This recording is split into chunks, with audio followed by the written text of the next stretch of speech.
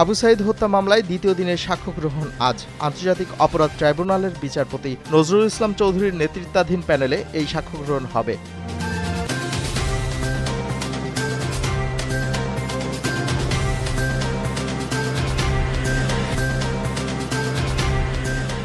বাজার ভাঙচুরের ঘটনায় পুলিশের উপর হামলা ও গাড়ি ভাঙচুরের মামলায় ৫ জনকে গ্রেপ্তার করা হয়েছে। পুলিশের যৌথ অভিযানে তাদের গ্রেপ্তার করা হয়।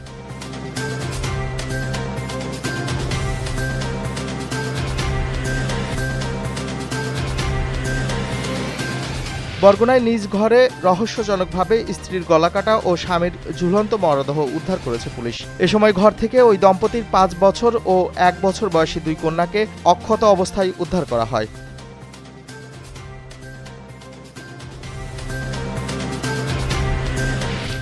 লেখক, গবেষক, বুদ্ধিজীবী ও জাতীয় মুক্তি কাউন্সিলের সভাপতি বদরুদ্দিন উমর মারা গেছেন। জাতীয় মুক্তি কাউন্সিলের সম্পাদক ফয়জুল হাকিম এই তথ্য নিশ্চিত করেছে।